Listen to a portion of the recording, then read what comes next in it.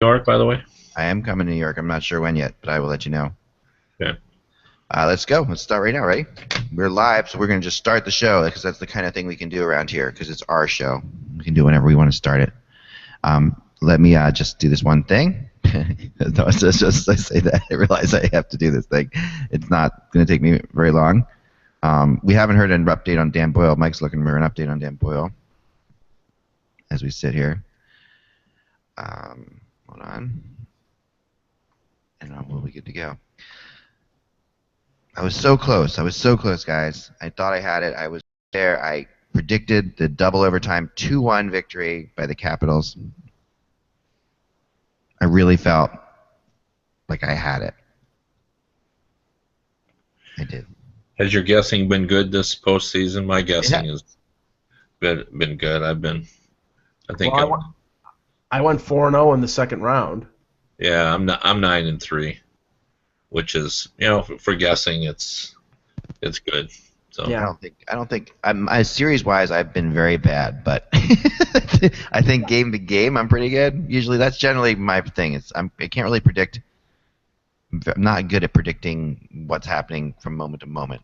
Yeah, I went 6-2 in the first round. I had Winnipeg beating Anaheim, so that's pretty glaring, and I had Ottawa beating Montreal, which, yeah, I'd be careful, be humble about your game-to-game stuff, because one of my avid readers who are, not you, Mike, I'm talking to Ack, one of my avid readers who's a huge Rangers fan has been on me to poke you about the Capitals being a team of destiny. All right, you can do it. So that's fine. I mean, they were close. They were one goal from being a team of destiny. Oh, they played well. There's no doubt. I mean, that was just a great series. It could have gone either way, and you and I know that this is all just guesswork anyway. But yeah, absolutely. But we have to maintain tradition here. So if Ack gives me the cue, I'll cue the music. Oh yes. All right, we'll start the show and then we'll go to there. You got it. All right, so ready? It's the 14th of May. Thursday. Oh, here we go. Hello, Hockey World. It's Thursday, May 14th, 2015. I'm Michael Lagello. And I'm Kevin Allen of USA Today Sports. And I am Eklund, and you're watching and listening to the HockeyBuzzCast on HockeyBuzz.com and Alpha Geek Radio. This is the podcast that comes to you every Monday through Friday at 1 o'clock to sort of fill you in as to what's happening in the world of hockey so you don't have to pay attention. And if you're not a hockey fan, you're just listening to Alpha Geek Radio, we'll try to turn you into a hockey fan in some way, shape, or form because we've been known to do that. So anyway, last night, big game, Game 7, lived up to all of its expectations. The Capitals, my team of destiny, was destined to lose in overtime to the Rangers. But I was so close, so close. It was a great game. And honestly, I felt like when we got down to this game, in the overtime, I felt like the Capitals were going to win this thing. I thought the Rangers were done. They just, after Boyle goes down with the injury and they're really not playing Yandel much, the four defense that they were playing were just so wasted, spent, tired. And you could see that the Rangers couldn't even get out of their zone for periods of time in the beginning of the overtime, and the Caps were just that close to going on, and that close to being a team of destiny. So, a destiny only knocks once, I guess. So, but that's not really even an expression. But Kevin, what do you think of the whole thought of this thing? I mean, this was close. I mean, did you think the Rangers were done? Did you get that sense? Well, I mean, it was just so back and forth. Like I really felt. Well, all Game 7s are a coin flip, and that is just so true. All you have to do is look at what's happened over the last, several years, and they're really difficult to predict. And home ice is really not much of an advantage. But I just thought it was a great series, and either team could have won that series. That was very evenly played. There was, it was always the momentum shifts in between the teams that you normally get in a playoff series, like. Just go and look across what had happened in Montreal and Tampa, where after Game 5, once it was 3-2, like there were just people predicting the end of the Lightning just because of the way that Montreal had looked, and then Tampa Bay obviously came out and did that. Well, it was the same in that game last night. There were periods when I thought, oh well, the Rangers will take control here. And then there were periods when the Capitals clearly looked like the better team. I mean, it was. I think with Barry Trotz now in Washington, I think we're going to see this sort of performance level out of the Capitals. And I don't think there's any connection between the way the Capitals used to play and the way they are now under Barry Trotz. I think he has exercised those demons, and because they could have easily won that game. It was just a coin flip type game. Lundqvist again showed why he's considered the great goalie that he is. I felt. Yeah. Oh, I totally agree. I mean, he was phenomenal and has been just such money in situations like this. We saw it last year in the Stanley Cup Finals and on getting there last year as well. Sure. Mike? Yeah, I mean, to me, it was. I thought it was going to be a very interesting and a very competitive series. It ended up being all that. The Rangers, I think, they're a smaller team, but a much speedier team, and you saw that come to the forefront a couple times last night. I remember, I think it was Hagelin had a mad dash in the third period that almost put the Rangers in the lead. But in the overtime, and this was after Boyle got knocked out by Orpik when they're down to 5 defensemen. It was, I think, almost 2 minutes. The Rangers could not get the puck out of the zone. The Caps dominated along the boards. They had a couple, maybe 3 opportunities to score the game winner. The Rangers seemed to be powerless to get it out of the zone, and they finally did.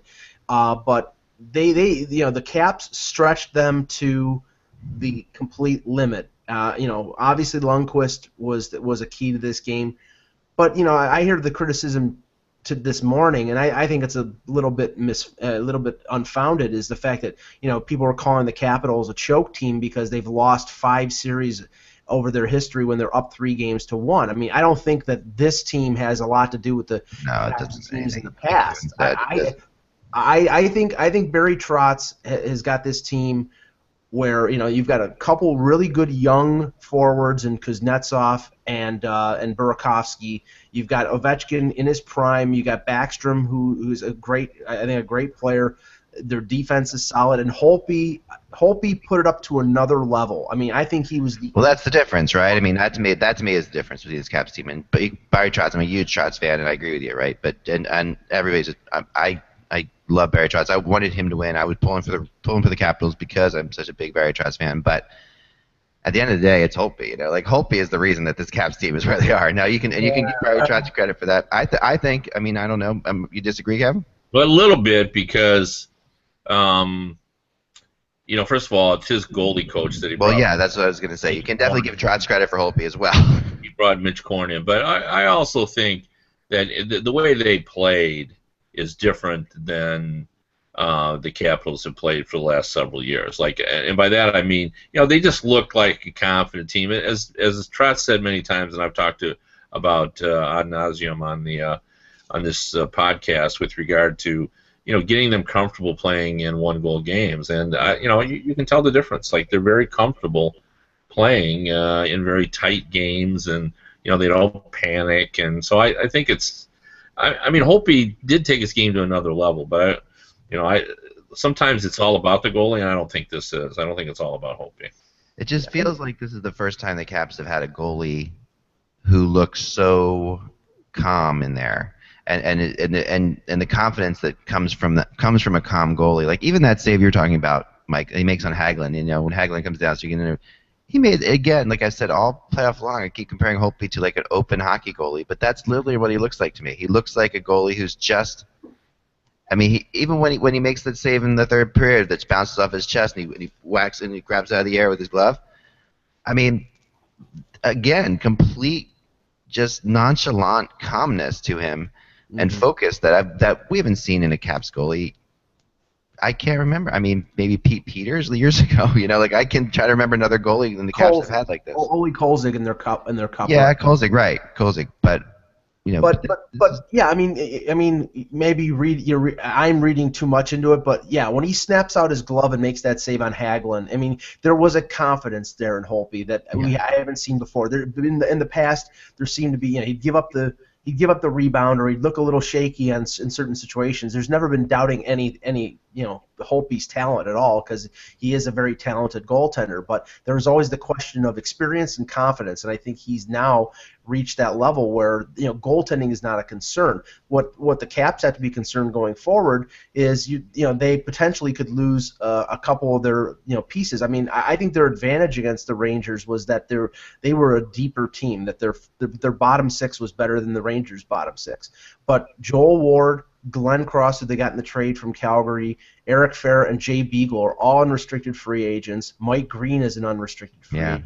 So is Tim Gleason, who was a decent sixth defenseman. So you're talking about a sizable chunk of that roster, and I think they can get some of them signed. I don't know if they can get all of them re-signed, and I think that depth was their strength, and we'll see what their GM can do.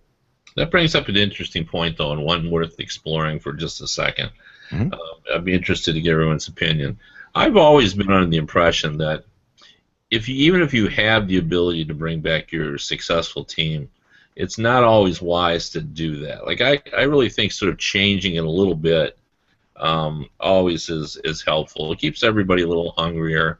And like on one hand, I applaud Lombardi for keeping that Kings team together because, and he even said he was doing it because they were such a tight-knit team and they kind of deserved that. But I think it's a way to, you need to freshen it up every year no matter what. So, and I guess the Kings sort of did that simply because their younger players took on more expanded roles. But, I don't know. So I guess you're right. No, I love this topic too. I think it's a great one. Because I've thought a lot about this. I've thought a lot about like the UFA day and the frenzy from free agency and what that means and because it ties into what you're saying here. And I think that honestly, I always feel that there's two aspects to UFA day. There's filling your need from a team's perspective. There's filling your needs, and there's making a PR smash. And I really think that the PR smash part is kind of underplayed by the media because we all, you don't really necessarily like when the Flyers signed LeCavier, that's a PR thing. He's a good player, but he's Vinny LeCavier. Like some UFAs just have a name to them that's bigger than life, right? Mm-hmm. And it's when teams keep those players around, the bigger than life players, because they've had success with them, that's when I think they run into trouble.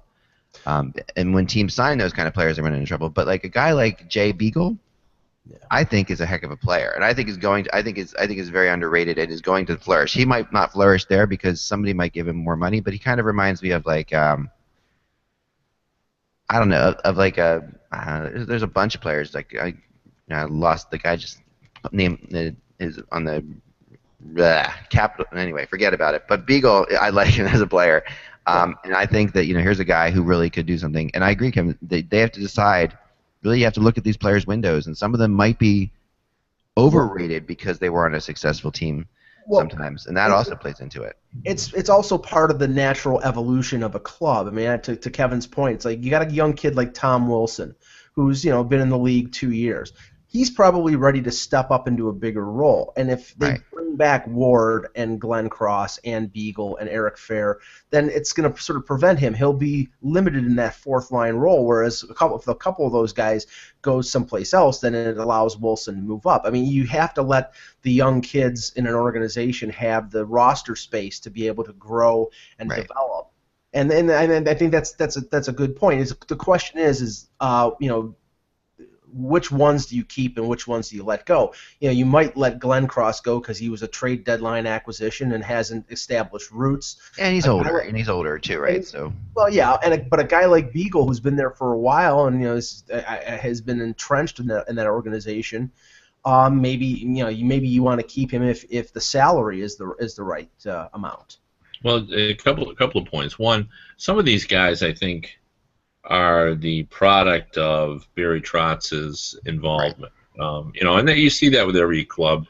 Coaches, just like all human beings, have favorites, and when you have a favorite, and it's the same in any employment situation. There's bosses, and they have guys they like, and they give them more opportunities because they trust them. And I think Beagle's one of those guys. Mm-hmm. Who I think under Barry Trotz he's gotten greater opportunity. But The other point I would bring up, and I think again I made the comparison the other day to football, and I'll do it again today. Um, in football, it seems like coaches and GMs are a little more cold-hearted. In the NHL, like I feel like coaches and GMs get are almost too close to their players. Like it's hard for them to get rid of the guys. Yeah. They're like More it's just loyal. yeah, they really are. You're like in the NFL, if player A is better than player B, I don't care if player B has been there eight years. They move out player B. And here the GM says, but player B's been with us a long time, and he's good in the room, and I really like him. I know he's not going to cause any trouble, and he's and all that. I think they just get too married to their players and think it's harder. And I'm not sure which system is better. Probably there are benefits and detriments to both. There definitely are, and team-wide too, right? I mean, because certain teams that keep their teams together, that definitely creates a strong core, creates a strong team, and Well, we saw the negative of that, Kevin, with Mike Richards in L.A. I mean, Dean Lombardi, he kept him when they had the compliance buyout, and now they're sort of reaping the not the rewards, but the opposite of the rewards for keeping him and having 5 years left at over $5.75 million. I mean, that's going to hurt them cap-wise. Whereas if he was a little less loyal and a little more just said, okay, well, he's starting to decline, we have to get rid of this contract, I think LA would be in a more beneficial position right now. Yeah. Can we stop blaming Mike Richards for this last season? No, I think Mike Richards took a lot of heat. I really, I mean, he wasn't great, but it's still, you know what I mean? There was a lot thrown at Mike Richards. If you're Mike Richards, do you look at, and not that he wished ill on Jarrett Stoll, but don't you think he looked at that situation and said, well, finding some tension somewhere other than me? Totally, absolutely. I completely agree with you. I'm sure. He didn't he wanted a teammate to get in trouble, but but that's exactly. I completely. There has been too much focus on Mike Richards. He is not the reason why. No, they didn't make the playoffs. And I know you weren't saying that, Mike, but it's just I thought about that the other day. Someone else was talking about, well, if the Kings didn't have the Mike Richards, it really wasn't Mike Richards. I mean, no, it's just the most glaring example of a manager being loyal to a player and having every reason to be loyal to the player because he's been a great player. Right. I mean, they got 2 Stanley Cups, and Mike Richards was a big part of that. Brian Bickle was the player I was trying to think of, guys. That Beagle reminds me of. Yeah. And I think because I really am, it felt like Beagle was stepping up. Like we saw Bickle do a couple years ago in the playoffs, where he sort of elevated his game to another level, and then then Bickle stayed at that level. He stayed really, Brendan Saad did the same thing, but that's the player I was trying to think of. And yeah, I mean, and yet Mike Green's sitting there, right? And I was going to bring this up yesterday. We ran out of time though. Mike Green's value is actually going up pretty significantly as a UFA. Here's a guy who, in a lot of, you couldn't give him away. It kind of reminds me of like the Brad Richards thing a few years ago, where Brad Richards just said nobody wanted him, and suddenly there were, people standing in line on UFA day to have meetings with him. Mike Green's the perfect example of a player the Capitals should not hold on to. Like, this is a guy who's gotten, in my mind, he's gotten to a level where he has, finally, and he's going to do fine for himself because he played well down the stretch here. But I think that he's going to demand too much money, and the Caps should really look the other way. That's that's well, my yeah. opinion. I mean, I think they have to. They have to, right? I mean, they do. I mean, they have a lot of money tied up on defense because they made a big splash last year. Right. Yeah, I don't even think they really have much of a choice. I don't even think it's a judgment call. Right. Yeah, no, I mean, he's probably, because he was making, I believe, over $6 million this year, he's going to expect to make just as much as a free agent. He's probably going to have teams out there that are looking for a puck-moving defenseman. He's a right-hand shot. He's going to get $6 million. He may even get, a little more than that. And him and Cody Franzen and maybe a couple others, if guys like Andre Sekera hit the market, if he doesn't re-sign with LA, they're going to be the guys in free agency who are going to, in a very thin defensive market that are going to reap the rewards. Yeah, Sekera's another one I wouldn't touch with a 10-foot pole. I mean, he's it's really interesting. Like, the Sekera and Franzen both probably hurt their marketability by their performances. On the other hand, there's so few players available that they're going to get signed. Oh yeah, no, they're gonna get signed, and they're gonna get signed for more than they should. We're all gonna sit there and say, well, that's too much money. But yeah, I mean, I think both of them are going to get good contracts, and I don't think Sekera is going to get Mark Stahl money if that's what he was looking for. That's originally he was looking for, right? Exactly. Right. But and the Kings were thinking about keeping him long term, right? If I remember right, the way it was all played down. Yeah. But I think that's probably gone out the window. There are some free agents who have cost themselves money. I mean, I think Green has stayed pretty steady. Franzen, I thought he was definitely going to make over $5 million in free agency. Now I think he's cost himself years and money with his play. I mean, granted, he was a bottom pairing guy in Nashville, so the situation wasn't perfect for him. But a guy, and this is not a defenseman, this is a forward. A guy like Matt Bolesky in Anaheim, who scored like crazy in the playoffs. He's going to make tons of money, and he's not an old guy. Right. No, I know. And this UFA market has gotten better since the playoffs started. Well, I mean, I think Green's the number one guy. Now, and Bolesky's up there, obviously. I think Vermette has not hurt his. I mean, people will talk about that, but he's still. They're going to remember he was still good on face-offs. He's still a good two-way player. There aren't a lot of centers out there. He came in, and for some reason, I think a lot of us thought he was more versatile than he really was. Yeah, or at least, he looked more versatile. But he really wasn't as comfortable playing on the wing as most of us thought he would be. And I think so. There was a period of adjustment, but I think he'll be okay. I think he'll get his money. Like no one thought he was going to be a $6 million player. No. Or anything like that. So, right. But it'll be interesting. But I think Franzen has hurt himself, and I think Sekera probably has. But I thought Mike's right on. Like it won't be significant. These guys are still talented players in over 82 games. You still need guys that can play. So and play roles of. And with regard to Franzen. They wanted him, Mike, to play in their second pairing, but he just didn't play well enough to earn that right. So it was his own fault if he didn't feel comfortable playing in a third pairing role because they wanted him to play there. So that before we get, I do want to talk about the Worlds too, because as we speak, Ovechkin is flying there in hopes that his team's still alive, which is a great story in and of itself. Ovechkin. I admire that, by the way. I admire Sidney Crosby for going over there and playing, and Sagan for going over there and playing, and being part of all this. Giroux's over there too, right? Yep, Giroux's there too. Yeah, I mean these are star players, and the Americans are doing battle with Anders Lee and Brock Nelson and Charlie. Like Charlie Coyle shows up, and he's made an immediate impact. Now, Charlie Coyle's a good player. Now, don't get me wrong, but he is not Steven Stamkos. Right, exactly. But to the Americans, it feels like he's Steven Stamkos. I mean, there is a potential Miracle on Ice type matchup coming between that U.S. team and that Canadian team, because it is literally, I mean, I'm not going to say it's Miracle on Ice, but it's close. I mean, you have a lot. The number one line on the U.S. right now is Jack Eichel, Trevor Lewis, and Brock Nelson. And the number one line on Team Canada is Claude Giroux, Sidney Crosby, and Tyler Seguin, right? So, I mean, come on. Yeah. Compare those lines. It's nuts. And the Americans are 7-1. So in the role of Jim Craig is Jack Campbell. No, it's Connor Hellebuck. Yeah, it's Hellebuck, which is even crazy. I mean, it's not even, it's another. I mean, this whole thing is phenomenal. I mean, Seth Jones is playing out of his friggin' mind. Yeah. Eichel's playing incredible.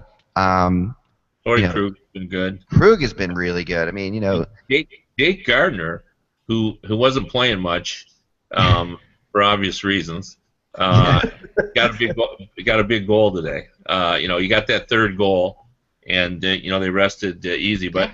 I just posted my story. I talked to Todd Richards on the phone, and I talked to Charlie Coyle and to Hellebuck, and I put on my story. And I looked it up before.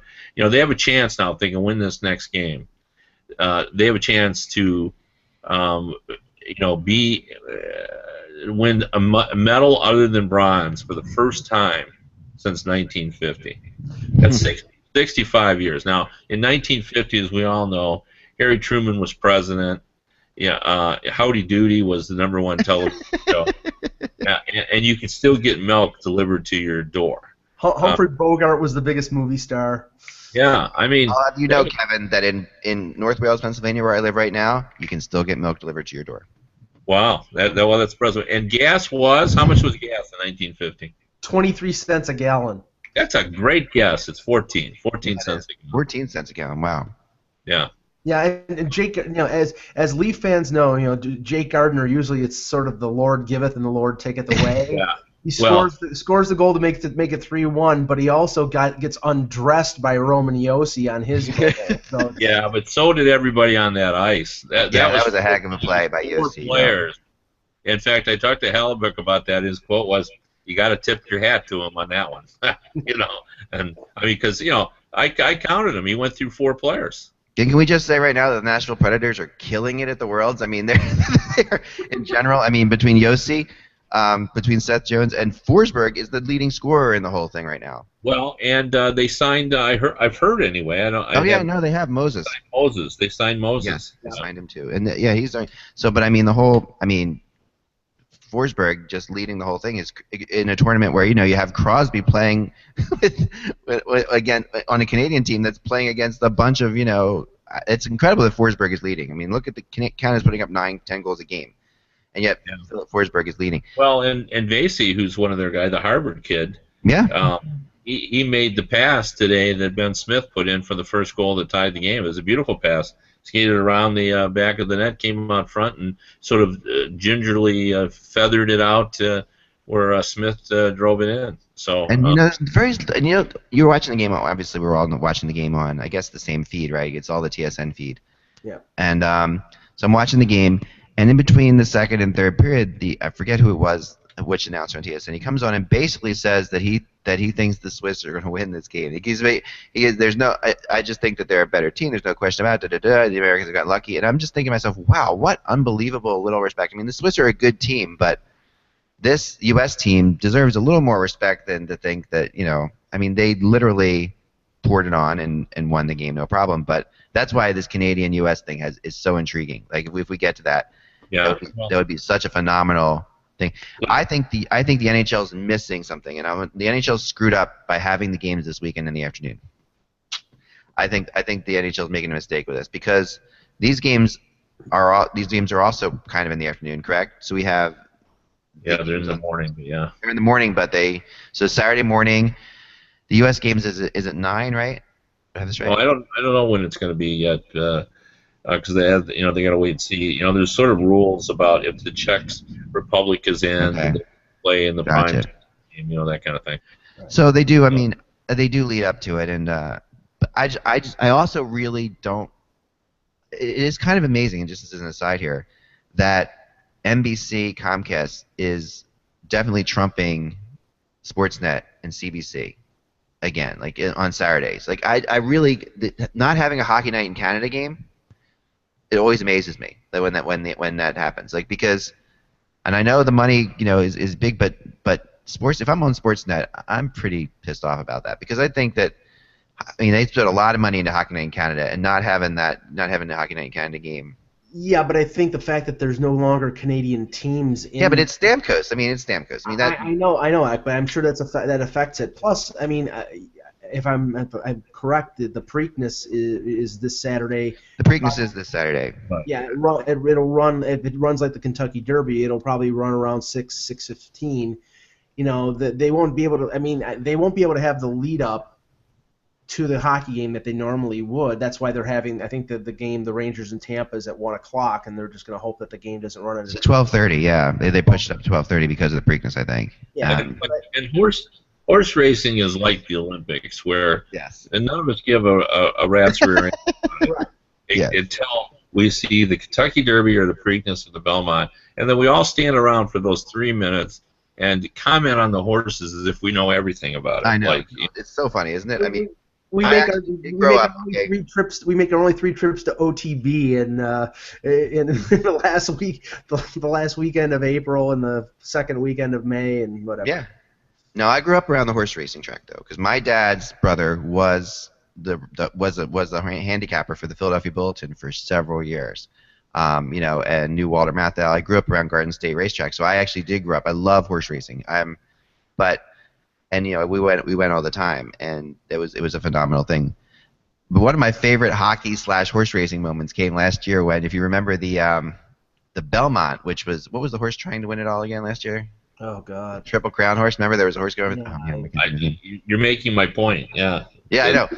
Right, so we're sitting there. 3 minutes is over. It completely leaves our brain. Right, no, it left our heads. But the funniest thing that happened last year was I'm sitting there, and before the Kings warm-up is going on, we're watching the horse race in the press box. You remember this, Kev? That was going on. The Belmont was going on. And it was between warm-ups and the game, and it was happening. And the horse loses, and one of the Canadian writers just says something like, "Man, these horses have no flair for the dramatic." That was the greatest thing. Last year was California Chrome. That was right. California Chrome has no flair for the dramatic. It was the funniest thing I'd heard in a long time. I'm like, these horses, they have no. Yeah. Well, if you remember, if you went to, I can't remember whether you were at the press conference the day before. Sutter was really animated about, what time does the Preakness start tomorrow? He was trying to figure out. Yes, I remember this. Yes. Yeah, so apparently he does care about the horse races. So let's finish up the Worlds for a second. Tomorrow, so the game's on Saturday now. We don't know who U.S. is playing yet. They're going to play the winner Sweden or Russia. Sweden or Russia. Ooh. Yeah. But they've already beaten Russia. Yeah, they have, but I will say this about this American team, and I say it, I admire how they've played, but. And they've exceeded expectations, and they're going to be able now to play at least for some medal. They'll play either in the bronze medal game or the gold medal game. I mean, they've really done remarkably well, considering their goaltending doesn't have any pedigree, and they have all that. But they're 7-1 now, and I challenge people out there: does this really feel like a 7-1 team? Yeah, no, I mean when you watch them play, I've watched most of their games. Yeah, and after every game, I've talked to Richards and the players, and it's been the same sort of thing. Like, boy, we got to get better. We won, but we got to get better. Yeah. And so I mean, you used it before, but like this, if this team wins this next game, then they truly have been a team of destiny. Because a team of destiny just sort of succeeds when there doesn't seem to be kind of any rhyme or reason. Right.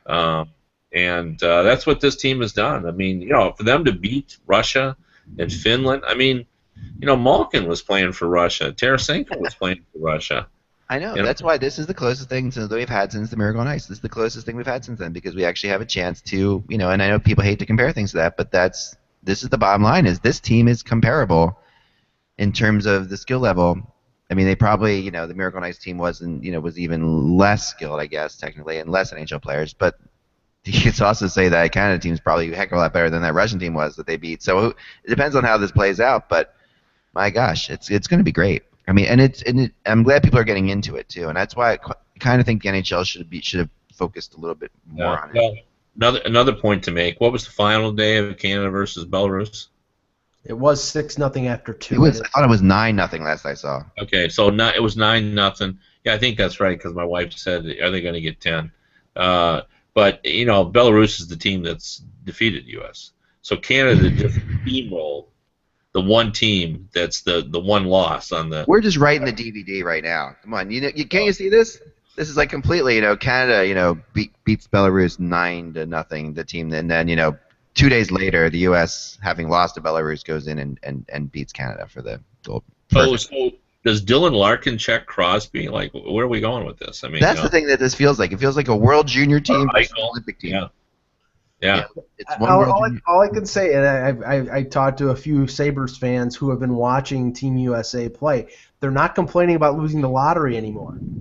Oh yeah, no. Eichel's stock is gone. I mean, it's already really high, but And don't get me wrong, Connor McDavid is no slouch. He had a goal and 3 assists last night. He lost to Oshawa in the OHL championship. But I mean, this guy is a great young player. I mean, he's good. He's going to be the cornerstone of the Sabres franchise. And I thought that the reaction after the lottery that we're getting second place. You're getting a great young player here. Yeah, well, and I'll put a different perspective on it. Everyone's heard me crow about Dylan Larkin, who I think is going to be an exceptional player. Yeah. Well, Dylan Larkin has 1 assist in this tournament, and he's playing well. But, he looks 18. Jack Eichel does not look 18. Yeah, no, not at all. Jack Eichel has gotten, better and better as this tournament has gone on, and he's made some big-time plays. Like, to me, he's almost been too respectful to his line mates. He should shoot.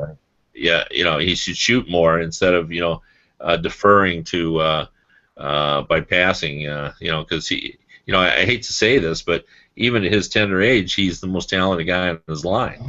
I mean, and Brock Nelson's a good player, but he's very talented.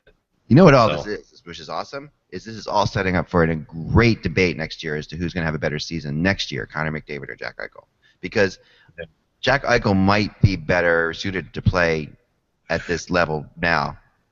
And McDavid might take a little longer to get there. That they think that Eichel just may be more physically, he's 2 months older, and he's a little bit bigger, and we might be in that situation where, and I know some scouts have said this, where some years Eichel will be better, and some years Connor McDavid will be better. Because they're both going to be really good. It's all going to depend on who his line mates are. In Edmonton, Taylor Hall could be on the left wing of Connor McDavid. In Buffalo, it could be Evander Kane on the right wing. That's what I think it's going to be. Eichel. So I think both of them are going to have really good years. And are they going to give Eichel number 9, or are they going to give it to Evander Kane, who technically is number 9 right now on the Sabres roster? It's something that bothers me all the time. I know it shouldn't, but it's one of these things that we want to see. Eichel needs to be a number 9. He is such a number 9.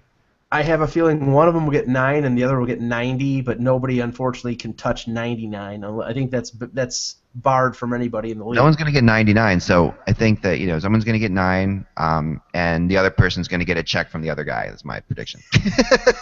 Well, that's sort of yeah. Well, the way it should work is, and I don't necessarily think this is the right way. The way it should work is Kane, being the veteran, should get the first.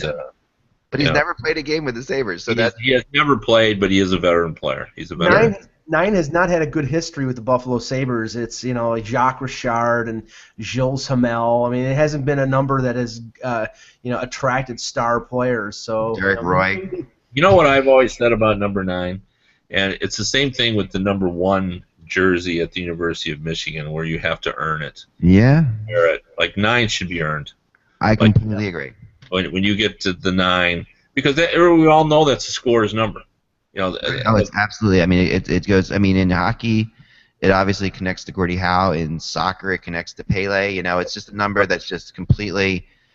I agree. Historical numbers should be held in a little more reverence. I mean, in Toronto, Darryl Sittler and Frank Mahovlich wore number 27. It made me sort of cringe when Miroslav Inicek and John Kordic wore it. Yeah. No, I'm with you. Now, speaking of that number 9, this is a great transition too. The Gordie Howe Bridge, Kevin, this is being announced, right? That the Gordie Howe Bridge between Windsor and Detroit. Michigan, right? And Detroit, right? Between Windsor and they're naming the bridge the Gordie Howe Memorial Bridge. Is that what I'm hearing? Well, I mean that's what everybody's saying. I don't have any inside information on it. I'm not. I thought you were a bridge insider, Kevin. I hired you. Not a bridge insider. I mean, I think everybody knows how the connection between Detroit and Gordie Howe. It's huge, and I think it's almost kind of sad that like Joe Louis Arena is one of the last arenas that it's not a sponsor. It's not Ford Motor Company Arena. It's not Cadillac Arena. It's Joe Louis, a native Detroiter. I'm like, but they can't. I mean, they need that revenue. That's the nature of the business now. But if I was Ford, you know what I would do? I would be like, Ford, is Ford wants to help sponsor this arena, but Ford also doesn't want to take away Joe Louis's name. So we're keeping the name Joe Louis and to put a little Ford underneath there. But this is always going to be Joe Louis's arena, brought to you by Ford. That's what they should. Yeah, well, yeah. It's just it doesn't work though. Yeah, I know. But, and the other thing too, I mean, I've gotten used to the fact that these names, these arenas are named after sponsors. But what I really hate is when you get used to the sponsor's name and then the sponsor takes it over. Right. Like I'm used to now the Penguins being Consol Energy. Right. But so what happens? 4 years from now, is it going to be Heinz 57 Arena? It'll become that. Or in Philadelphia, what happened was Core State was bought by First Union, was bought by Wells Fargo, so it just continued on. I mean, it was a new same company, new name, new all the time. So yeah, by the time I figured out what to call it, that I remember, they change it. Right. I get scolded by Ottawa Senators fans because it was one name, then it was the Corral Center, then it was Canadian Tire Center. Or no, then it was Scotiabank Place, then it became the Canadian Tire Center. It's like they changed so many times. Every time I wrote a blog and put in something Scotiabank Place, they're like, "You idiot, it's Canadian Tire Center now." I was like, well, they change it every 5 seconds, so how are you supposed to remember? Yeah, but on The Simpsons, the Springfield Adams play at the G. Harris Mills Terrific Arena, and that's the best name of all, so come on. Well, what I do is I just never use the name of an arena. Yeah, right. That's pretty much what you have to do. Just ignore it, The Maple Leafs are playing in Ottawa. They're not playing at the Scotia Center. They're at home. Well, they're playing in Canada. Don't remember, they're not playing in Ottawa. They're playing in Canada, Ontario. Oh yeah, that's for sure. Yeah, trying to get to that city too. It's out in the middle of nowhere. Yeah. No, that's for sure. They should check with me before they build these arenas on whether. Well, now that we know you're a bridge insider, maybe an arena insider. Well, a lot of people don't know. I mean, I know you know this, but in Michigan, you actually have to. In Detroit, you have to go south to go to Canada.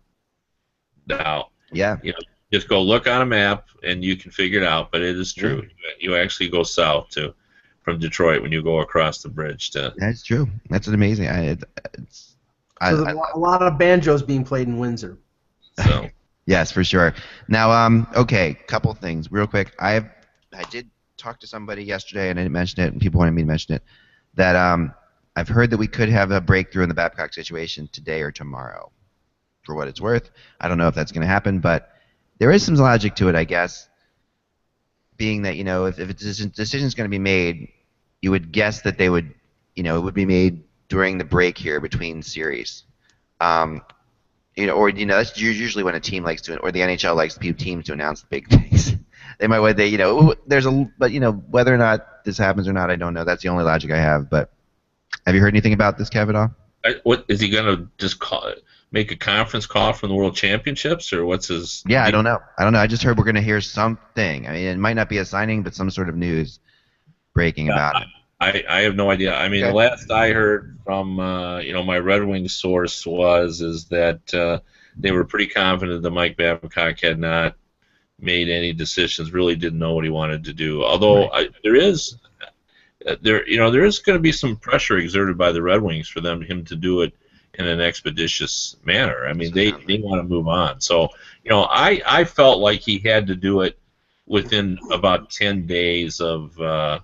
Or 14 days of when they gave him his opportunity.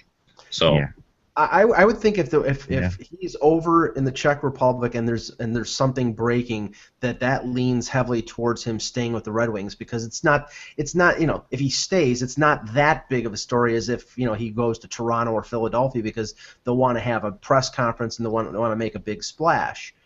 So I mean, I have no idea. It's possible. I mean, there's no question that him being in the Czech Republic is not affecting the fact he can interview with people still. Like this, from what I've heard, that's there's some places he's already visited.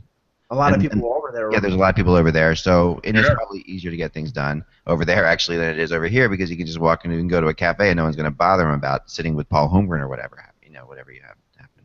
Yeah, no, that's all true. So something, we'll see.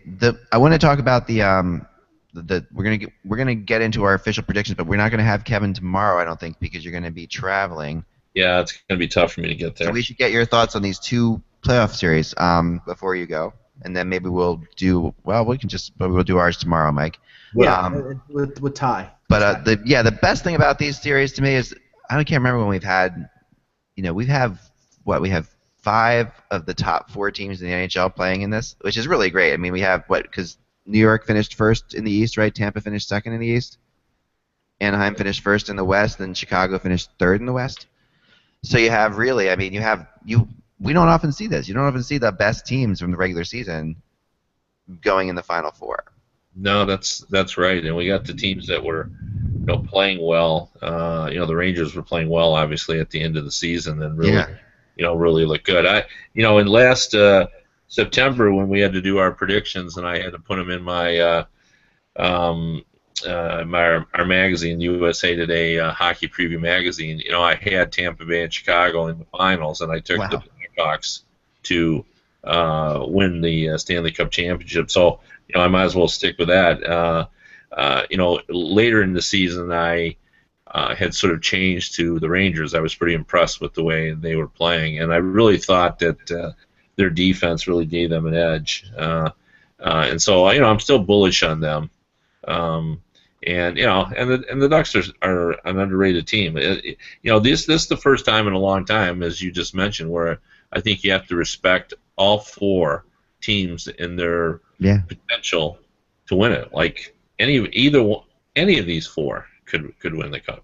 Oh yeah, these are 4 really good teams, and I think one of the things that's kind of interesting, and I talked to somebody yesterday who said how this league's always a copycat league, which it is, and the 4 teams that got to the finals are not necessarily intimidating teams as far as, I mean, the Ducks are probably the most physical of the 4 teams, but they, the Hawks are somewhat physical, but, the Rangers and Lightning are very much skating teams.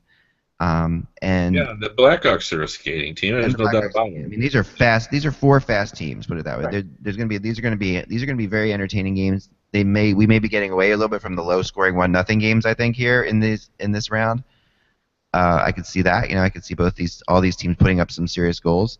Tampa loves to run and gun. Tampa loves to play 4-5, 5-4, or 6-5 games.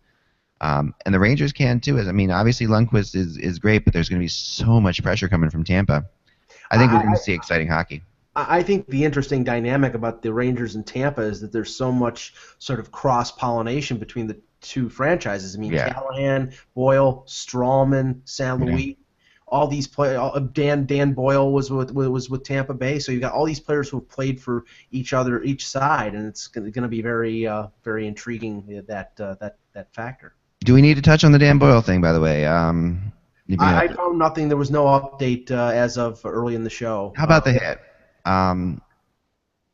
I thought it was a head hit. Even though Orpik didn't leave his feet and Boyle was leaning forward, Orpik, the principal point of contact, to use the Department of Player Safety's vernacular, the principal point of contact was the head of Dan Boyle. So I wouldn't be surprised if Orpik got suspended for a couple games for next year, but I don't know. Maybe. Yeah, that sense I have from talking to people around the league, everybody felt the same way as Mike just said. That. Yeah. Yeah. Yeah, I mean, I think that I felt predatory. More than whether the principal thing. It just felt like he targeted it. He was going to go hurt the guy. It really looked like it when you watch the way he came over. It wasn't even his player. If you notice, he skated from the other side. There was an already defenseman over there covering him. I just felt like it was a very dirty hit, and I respect Orpik a lot. I don't know. I think he lost his head for a second there, and it feels bad because Boyle is such a he's had a rough time, but he's a good guy who's fought concussion stuff. So this is just not. It's very it really felt uncool. Well, two things. Zuccarello may be back early in this series for the Rangers. Big. And Ryan Callahan skated in a regular practice jersey with Tampa Bay this morning, so he could be in there for Game 1. So he'll. I hear he's lost some weight too. I'm surprised that everybody's. It's been like most guys have come back from appendectomies in 4 and 5 days now. Yeah. Like, why is everyone so shocked on this? So.